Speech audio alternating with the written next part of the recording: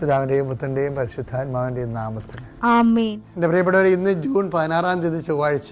അമ്മേ പരിശുദ്ധ അമ്മേ, അമ്മേ പരിശുദ്ധമേ, ദൈവമാതാവേ, കൃപാസനത്തിലൂടെ ഞങ്ങൾക്കും ഞങ്ങളുടെ ദേശത്തിനും അമ്മ മധ്യസ്ഥം തേടി തന്ന എല്ലാ അനുഗ്രഹങ്ങൾക്കും കൃപകൾക്കും ഞങ്ങളിപ്പോൾ ഹൃദയം നിറഞ്ഞ നന്ദി പറയുന്നു. അമ്മേ പരിശുദ്ധമേ, ദൈവമാതാവേ, 2004 ഡിസംബർ 7-ാം തീയതി ഉച്ചകഴിഞ്ഞ് 2:30 കൃപാസനത്തിൽ സംഭവിച്ച അമ്മയുടെ പ്രത്യക്ഷപ്പെടലിനെ കുറിച്ച് തിരുസഭയ്ക്ക് സമർപ്പിച്ചിരിക്കുന്ന പഠനരേഖകളുടെ മേൽ സഭാത്മകമായ പഠനം ആരംഭിക്കുവാൻ ഞങ്ങൾ പ്രാർത്ഥിക്കുന്നു. അമ്മേ പരിശുദ്ധമേ, ഭൂസ്വർലോകങ്ങളുടെ രാജ്ഞിയായ അങ്ങേയ്ക്ക് ഭൗമസംരക്ഷണത്തിനായി പ്രപഞ്ചപ്രകൃതിയെ തന്നെ തിരുസഭ പ്രതിഷ്ഠിക്കുവാൻ ഈ പ്രത്യക്ഷീകരണം വഴി ഇടയാക്കണമേ. പരിശുദ്ധമേ, ജപമാല മാതാവേ, സകല കൃപാസനം പ്രാർത്ഥനയോടും ചേർത്ത് ഞങ്ങളിപ്പോൾ പ്രാർത്ഥിക്കുന്ന ഈ കുടുംബത്തിന്റെ പ്രത്യേക നിയോഗം പറ മക്കളെ.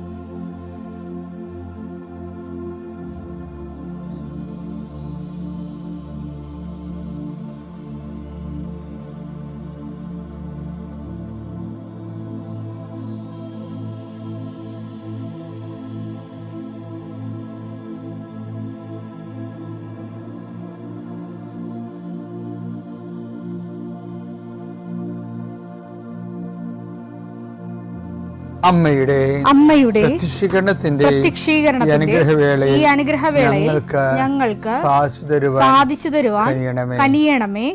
ആമേൻ. വിശ്വാസ പ്രമാണം. സർവശക്തനായ പിതാവും ആകാശത്തിന്റെയും ഭൂമിയുടെയും സൃഷ്ടാവുമായ ദൈവത്തിൽ ഞാൻ വിശ്വസിക്കുന്നു. അവിടുത്തെ ഏകപുത്രനും ഞങ്ങളുടെ കർത്താവുമായ ഈശോമിശിഹായിലും ഞാൻ വിശ്വസിക്കുന്നു.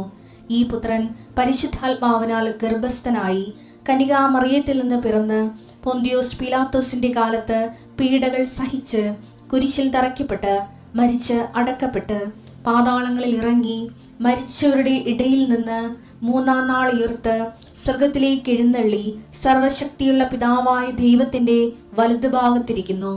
അവിടെ നിന്ന് ജീവിക്കുന്നവരെയും മരിച്ചവരെയും വിധിക്കുവാൻ വരുമെന്നും ഞാൻ വിശ്വസിക്കുന്നു. പരിശുദ്ധാത്മാവിലും ഞാൻ വിശ്വസിക്കുന്നു. വിശുദ്ധ കത്തോലിക്കാ സഭയിലും പുണ്യവാന്മാരുടെ ഐക്യത്തിലും പാപങ്ങളുടെ മോചനത്തിലും ശരീരത്തിന്റെ ഉയർപ്പിലും നിത്യമായ ജീവിതത്തിലും ഞാൻ വിശ്വസിക്കുന്നു. ആമേൻ. സുഖസ്ഥനായ ഞങ്ങളുടെ പിതാവേ, അങ്ങയുടെ നാമം പൂജിതമാകണമേ. അങ്ങയുടെ രാജ്യം വരണമേ. അങ്ങയുടെ തിരുമനസ് സ്വർഗത്തിലെ പോലെ ഭൂമിയിലും ആകണമേ. അന്നു വേണ്ടുന്ന ആഹാരം ഇന്ന് ഞങ്ങൾക്ക് തരണമേ. ഞങ്ങളോട് തെറ്റ് ചെയ്യുന്നവരോട് ഞങ്ങൾ ക്ഷമിക്കുന്നത് പോലെ ഞങ്ങളുടെ തെറ്റുകൾ ഞങ്ങളോടും ക്ഷമിക്കണമേ. ഞങ്ങളെ പ്രലോഭനത്തിൽ ഉൾപ്പെടുത്തരുതേ, തിന്മയിൽ ഞങ്ങൾ രക്ഷിക്കണമേ. ആമേൻ. നന്മ നിറഞ്ഞ മറിയമേ, സ്വസ്തി. കർത്താവ് അങ്ങയുടെ കൂടെ സ്ത്രീകളിൽ അങ്ങ് അനുഗ്രഹിക്കപ്പെട്ടവളാകുന്നു. അങ്ങയുടെ ഉദരത്തിൻ ഫലമായി ഈശോ അനുഗ്രഹിക്കപ്പെട്ടവനാകുന്നു. പരിശുദ്ധ മറിയമേ, തമ്പുരാന്റെ അമ്മേ, പാപികളായ ഞങ്ങൾക്ക് വേണ്ടി ഇപ്പോഴും ഞങ്ങളുടെ മരണസമയത്തും തമ്പുരാനോട് അപേക്ഷിക്കണമേ. ആമേൻ. കർത്താവേ, നിന്റെ ഉന്നതമായ നാമത്തിന് സ്വസ്ത്രം ചെയ്യും. കർത്താവേ, നിന്റെ വിശുദ്ധ പൗരോഹിത്യത്തെ മഹത്വപ്പെടുത്തണമേ. കർത്താവെ, സഭയിലുള്ള സാന്നിധ്യം പ്രകടമാക്കണം. 40 വർഷം ഞാൻ അർപ്പിച്ച കൃപാന്റെ യുഗതിയാണ്.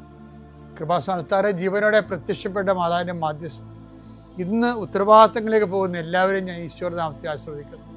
ജോലി, വീട്, വിവാഹം, ബാങ്ക്, പരീക്ഷ, പഠനം, ഇൻ്റർവ്യൂ, സ്ഥലമെടുപ്പ്, സ്ഥലം അളപ്പ്, വീട് വെക്കൽ, അപേക്ഷ കൊടുക്കൽ, ഇങ്ങനെ ആശുപത്രി പോക്ക്, ടെസ്റ്റ്, അതുപോലെ തന്നെ ബയോപ്സി, ഇങ്ങനെ എന്തെല്ലാം കാര്യങ്ങൾക്ക് വേണ്ടി നിൻ്റെ ദൈവപദത്തിൽ നീ പോകുന്നുവോ, come with you wherever you go. നീ എവിടെ പോയാലും നിൻ്റെ കൂടെ ഞാൻ ഉണ്ടായിരിക്കും. നല്ല കർത്താവിൻ്റെ വാഗ്ദാന പ്രകാരം സഞ്ചാരി മാതാവ് സമയത്തിൻ്റെ അധികാരി നിൻ്റെ കൂടെ വരികയും നിൻ്റെ ഉദ്ദേശ ലക്ഷ്യങ്ങളെ ആശീർവദിക്കുകയും നീ അറിയാത്ത അവിചാരിതമായ അപകടങ്ങൾ, ആകസ്മിക സങ്കടങ്ങളിൽ നിന്ന് കർത്താവ് നിൻ്റെ യാത്രയുടെ ലക്ഷ്യത്തെ സംരക്ഷിക്കട്ടെ.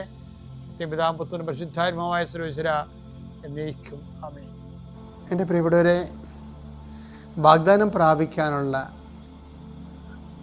പ്രക്രിയയുടെ ഒന്നാം ഘട്ടമാണ് നമ്മൾ ഇന്നലെ കണ്ടത്. എന്താണത്? ചെങ്കടൽ കടക്കുക. രണ്ടാമത്തെ ഘട്ടം എന്ന് പറയുന്നത് എന്താ വെച്ചാൽ സീനായ് മരുഭൂമിയാണ്. സീനായ് മരുഭൂമിക്കും നമ്മുടെ ഈ നമ്മുടെ ഉടമ്പടിയിലും ഇപ്പം സീനായ് മരുഭൂമിയില്ലേ, മരുഭൂമികൾ പലപ്പോഴും പല മരുഭൂമികളും നമ്മളായിട്ട് ഉണ്ടാക്കണതാണ്. മരുഭൂമികൾ വെച്ച് കഴിഞ്ഞാൽ മരുഭൂമി എന്തുകൊണ്ട് എന്താണ്, നമുക്ക് നമ്മുടെ ലക്ഷ്യം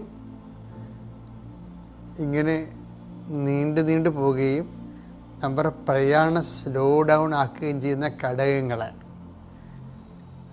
അതാണ് ഈ മരുഭൂമിയുടെ ഒരു പ്രത്യേകത. ലക്ഷ്യം നീണ്ടു പോകുന്നു. ലക്ഷ്യം നീളുക മാത്രമല്ല, നമ്മുടെ മുന്നേറ്റം സ്ലോ ഡൗൺ ആക്കും. അതിൻ്റെ ഒരു കാരണം, അതിൻ്റെ വരുന്ന വിഷയം, അതുകൊണ്ടല്ല ഈ മരുഭൂമി 40 വർഷമൊക്കെ അവരെടുക്കണില്ലേ. 40 വർഷം എടുക്കാതെ ഈ വിഷയം കൈകാര്യം ചെയ്യാൻ പറ്റുമായിരുന്നു. ബൈബിൾ ഇടയ്ക്കിടയ്ക്ക് ഇവന് ഓർപ്പിക്കും, നീ ബേസിക്കായിട്ട് അഹങ്കാരിയാണ്, അതുകൊണ്ട് നിന്നെ ഈ എളിമപ്പെടുത്ത ഈ യഹൂദനായതുകൊണ്ട് വലിയ ഇന്ത്യക്കാരെ വല്ല വേണമെങ്കിൽ 40 വർഷം എടുക്കത്തില്ല. ഇന്ത്യക്കാർ ഞാൻ ഈ ഈജിപ്തിൽ നിന്ന് ഇസ്രയേലിലോട്ട് പുറപ്പെട്ടു പോയ പാർട്ടി വല്ല ഇന്ത്യക്കാരനെ വല്ല കാര്യത്തും കൊണ്ടുവരും. അവൻ 40 വർഷം എടുക്കത്തില്ല. കാരണം ഇന്ത്യക്കാരന് പൊതുവെ അഹങ്കാരം കുറവാണ്. ആവശ്യം വല്ലവരും എല്ലാം ഗെയിം അടിക്കുന്നല്ലാതെ ഈ ബ്ലഡിൽ അഹങ്കാരം ഇല്ല. അത് നമ്മളുടെ പ്രകൃതിയും പിന്നെ നമ്മുടെ ഒരു ആധ്യാത്മികതയും എല്ലാം കൂടി എൻ്റെ അകത്ത് ഉണ്ട്. എൻ്റെ അകത്ത് ഒരു സംശയം, അത് നിശ്ചയിക്കാൻ പറ്റത്തില്ല. എന്തുകൊണ്ടാണ് ദൈവം നിങ്ങളെ തിരഞ്ഞെടുത്തത്? നിങ്ങൾ ഏറ്റവും ചെറിയ ഗണമായത് കൊണ്ടാണെന്ന് പറഞ്ഞില്ലേ? നിയമാവർത്തനം 7:7. നിയമാവർത്തനം 7:7. കർത്താവ് നിങ്ങളെ സ്നേഹിച്ചതും തിരഞ്ഞെടുത്തതും മറ്റു ജനതകളെക്കാൾ നിങ്ങൾ എണ്ണത്തിൽ കൂടുതലായിരുന്നതുകൊണ്ടല്ല, നിങ്ങൾ മറ്റെല്ലാ ജനതകളെയും കാൾ ചെറുതായിരുന്നു. പഴയ നിയമത്തിൻ്റെ നിരീക്ഷണത്തിൽ വന്നിട്ടുള്ള ഒരു കാര്യമാണ്.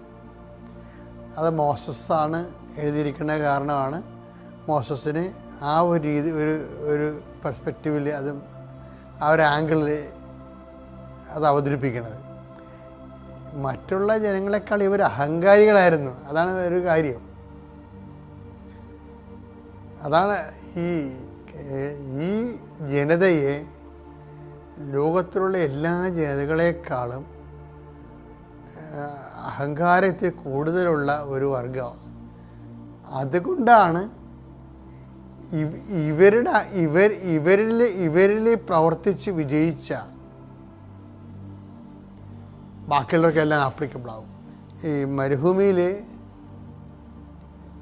ഒന്നാമത്തെ മെസ്സേജ് എന്ന് പറയുന്നത് നിയമാവർത്തനം 2 എടുത്തേ. നിങ്ങളുടെ ദൈവമായ കർത്താവ് നിങ്ങളെ എളിമപ്പെടുത്താനും തന്റെ കൽപ്പനകൾ അനുസരിക്കുമോ ഇല്ലയോ എന്നറിയാൻ നിങ്ങളെ പരീക്ഷിച്ച് നിങ്ങളുടെ ഹൃദയ വിചാരങ്ങൾ മനസ്സിലാക്കാനും വേണ്ടി ഈ 40 സംവത്സരം മരുഭൂമിയിലൂടെ നിങ്ങളെ നയിച്ച വഴിയെല്ലാം നിങ്ങൾ ഓർക്കണം. അപ്പോൾ ഈ എളിമപ്പെടുത്തുക എന്നുള്ളതായിരുന്നു. അതാണ് ഞാൻ അഹങ്കാരം എന്ന് പറഞ്ഞത്. അപ്പോൾ ഈ നമ്മളെ ഉടമ്പടിയിൽ എല്ലാ വാഗ്ദാനം പ്രാപിക്കുമ്പോൾ, ഉടമ്പടി ഉപയോഗിക്കുമ്പോൾ അതിൻ്റെ ഒന്നാം ഘട്ടം ഇന്നലെ നമ്മൾ കണ്ടു. എന്താണ്? പാപം അതായത് പാപം കഴുകിക്കളയണം. പാപകരമായ ലൈഫ്, സംസാരം, ചെയ്തികൾ എല്ലാത്തിൽ നിന്നും ഗുഡ് ബൈ പറയണം. വാഗ്ദാനം പ്രാപിക്കാനുള്ള രണ്ടാം ഘട്ടം എന്താ? ഈ മരുഭൂമിയാണ്. എന്തിനാണത്? എളിമപ്പെടുത്താനാണ്. മരുഭൂമിയിൽ നമുക്കൊരു ഒരു വിഷയം, നമ്മുടെ മുന്നേറ്റം സ്ലോ ഡൗൺ ആവുകയും നമുക്ക് നടന്നു തീർക്കാനുള്ള ഇടങ്ങൾ നീണ്ടുപോവുകയും ചെയ്യുമ്പോൾ മരുഭൂമിയാവും. എപ്പോഴാണ് മരുഭൂമി ഉദയം ചെയ്യണമെന്ന് ചോദിച്ചു കഴിഞ്ഞാൽ, നമ്മൾക്ക് നടന്നു തീർക്കാനുള്ള ദേശം നീണ്ടു പോവുകയും നമ്മുടെ മുന്നേറ്റം വളരെ സ്ലോ ഡൗൺ ആവുകയും ചെയ്യുമ്പോൾ ആണ് മരുഭൂമി ഉണ്ടാകണം, നീണ്ടു പോണത്. അപ്പോഴെന്താ ചെയ്യേണ്ടത്? എളിമപ്പെടണം. എന്തിനാണ് എളിമപ്പെടണമെന്നറിയാവോ? ചിലർക്കൊക്കെ അവർക്ക് മറ്റുള്ളവർ അടിച്ചേൽപ്പിച്ച ലക്ഷ്യങ്ങൾ തലേക്കൊള്ളും. മറ്റുള്ളവർ അടിച്ചേൽപ്പിച്ച ലക്ഷ്യങ്ങൾ, ആ ലക്ഷ്യങ്ങൾക്ക് വേണ്ടി ആരാണ് നിന്നെ, ഞാൻ ചിലപ്പോൾ സമയത്ത് ചോദിക്കുകയെ, എന്നോട് ഈ ആൾക്കാരനെ കാണാൻ വരുമ്പോൾ ഞാൻ ചോദിക്കും, ചിലരോട് പറയത്തില്ലേ, അച്ഛാ സ്ഥലം വിൽക്കണമെന്ന് പറയും, വീടും സ്ഥലം വിൽക്കണമെന്ന് പറയും. അപ്പം ഞാൻ ഉടനെ അവരോട് ചോദിക്കുവേ, ഈ ആശയം ആരാണ് ആദ്യം പറഞ്ഞതെന്ന് ചോദിക്കും. അത് ഞാൻ തന്നെയാണ് പറഞ്ഞത്. നീ ഇങ്ങനെ സ്ഥലവും വീടും വിൽക്കാൻ വേണ്ടി കൃപാസനത്തിൽ വന്ന കാര്യം ആർക്കൊക്കെ അറിയാം? അതെനിക്കേ അറിയാൻ പാടുള്ളൂ. അവൾക്ക് അത് വിറ്റ് തുലച്ച് അവൾക്ക് കിട്ടിയ കാശം മേടിച്ചുകൊണ്ട് വിദ്യാഭ്യാസത്തിന് പോയി അവിടെ കണ്ട ആമ്പിള്ളേരോട് പറഞ്ഞു വെച്ചേക്കുന്ന ചെറുക്കനോട് ലൈനടിച്ച് അവളവിടെ കാര്യം മാത്രമേ ഉള്ളൂ. വേറെ ആരുടെ പ്രശ്നം, ആരും തൂങ്ങിയാലും ഒരു പ്രശ്നമില്ല. അപ്പോൾ വീട്ടുകാർ പോലും അറിയാതെ തന്നെ വീട് സ്ഥലം വിൽക്കാൻ വേണ്ടി ഉടമ്പടി എടുത്തിരിക്കണേ. ഈ ആശ എവിടുന്ന് കിട്ടി? അതെല്ലാം സ്വയംകൃത ചരിത്രമാണ്. സ്വയംകൃതം. ഈ സ്വയംകൃത നിയോഗക്കാരാണ് മരുഭൂമിയിലൂടെ കടന്നു പോണ പലപ്പോഴും. ഈ ആശയത്തിൻ്റെ അന്തസത്ത എങ്ങനെയാണ് അത് ഉരുത്തിരിഞ്ഞത്? അതിൻ്റെ ലക്ഷ്യം എന്താണ്? ആർക്കാണ് ഇതിൻ്റെ ബെനഫിറ്റ്സ്? ആരാണ് ഇതിൻ്റെ ബെനഫിഷ്യറി? ബെനഫിഷ്യറി. ഇതിൻ്റെ ബെനഫിഷ്യറി വേറെ ആരെങ്കിലും ഉണ്ടോ? വേറെ ആർക്കെങ്കിലും അവകാശപ്പെട്ടതോ? ഞാൻ ഇങ്ങനെ 100,000 ചോദ്യങ്ങൾ എൻ്റെ മനസ്സിൽ വരും. അപ്പം ഞാൻ അവരോട് ചോദിക്കും, അത് കാര്യം എന്താണ്? ഇത് നടക്കത്തില്ലെന്ന് എനിക്കറിയാം. പിന്നെ ഇങ്ങനെ ഉടമ്പടി പുതുക്കി പോകാനേ പറ്റത്തുള്ളൂ.